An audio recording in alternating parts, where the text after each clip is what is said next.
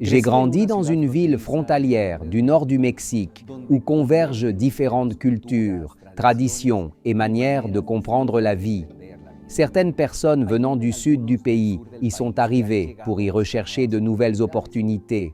Elles ont leur propre accent, leur propre cuisine et même leur style vestimentaire. Il y a aussi ceux qui ont émigré aux États-Unis mais font régulièrement des allers-retours pour renouer avec leur famille et leur histoire personnelle.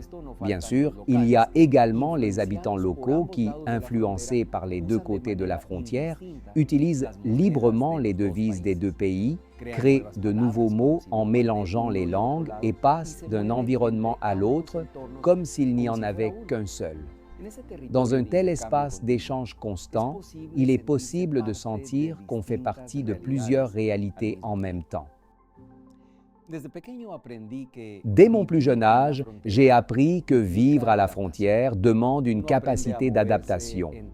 On apprend à naviguer entre différents codes, à ajuster son langage et à s'adapter au contexte. C'est une expérience culturelle riche, mais elle comporte aussi un risque latent. Si vous n'êtes pas au clair sur votre identité, votre avenir peut finir par être défini par votre environnement plutôt que par vos convictions. Quelque chose de semblable se produit aujourd'hui chez de nombreuses personnes. Certains grandissent entre deux familles, celle du père et celle de la mère, avec des dynamiques, des valeurs et des attentes différentes. D'autres sont façonnés par des amitiés liées à des équipes sportives opposées, à des tendances, à des classes sociales ou même à des écoles de pensée contradictoires.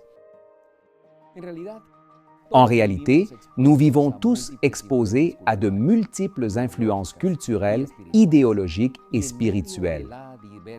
Au milieu d'une telle diversité, il est facile de pencher d'un côté ou de l'autre en adoptant des attitudes, des préférences et des comportements selon le groupe auquel nous nous associons. Mais la diversité en elle-même n'est pas le problème, pas plus que les décisions que nous prenons.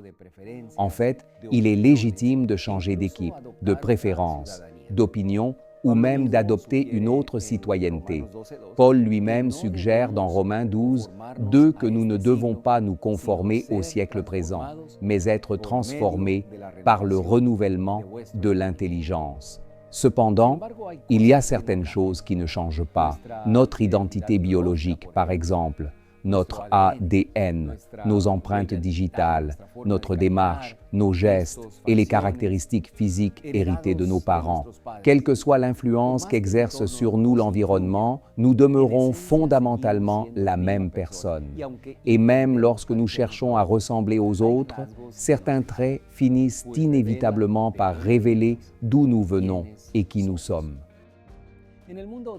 Dans le monde des affaires, les grandes entreprises mettent régulièrement à jour les couleurs de leurs marques, leur design et leurs slogans en fonction des stratégies de croissance et des tendances. Pourtant, les marques qui durent sont celles qui ne réinventent pas leur raison d'être et leur mission, en d'autres termes, leur identité. De même, notre identité spirituelle ne devrait pas changer.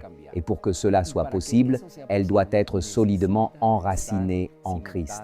Jésus l'a clairement exprimé lorsqu'il a dit que nous vivons dans le monde, que nous interagissons avec le monde, mais que nous ne sommes pas du monde. Jean 15, 19. Il ne s'agit pas de nous isoler ni de nous déconnecter de la réalité. Il s'agit de nous rappeler à qui nous appartenons. Nous pouvons être impliqués dans la culture, travailler, établir des relations et servir, sans permettre au monde de redéfinir qui nous sommes. L'apôtre Jacques utilise une image très instructive pour décrire ce qui se produit lorsque nous n'affirmons pas notre identité spirituelle. Il dit que celui qui écoute la parole mais ne la met pas en pratique est semblable à un homme qui se regarde dans un miroir, qui s'en va et oublie aussitôt qui il était. Jacques 1, 22 à 24. Dans le miroir, nous pouvons voir qui nous sommes, mais sans engagement, sans enracinement ni détermination, cette identité devient fragile et facilement altérée.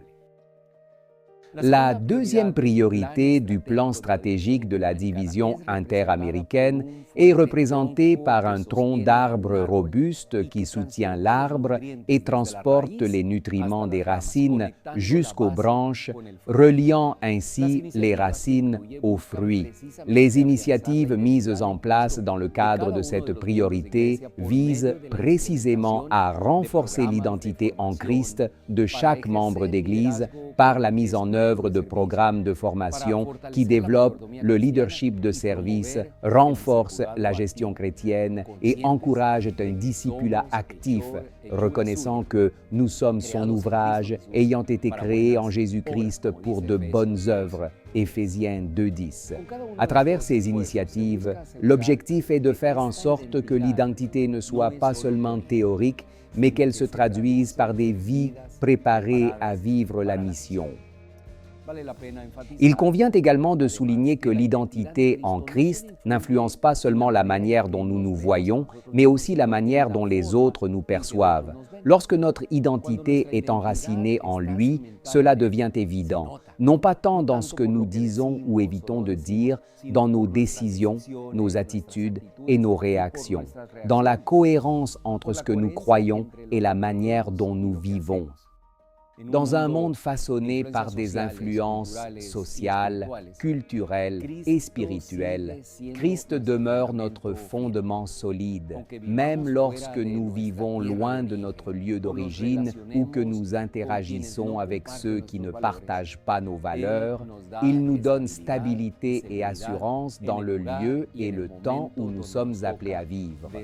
Alors que nous adoptons les initiatives du plan stratégique et dans toutes les activités que nous entreprenons, faisons nôtre cette vérité.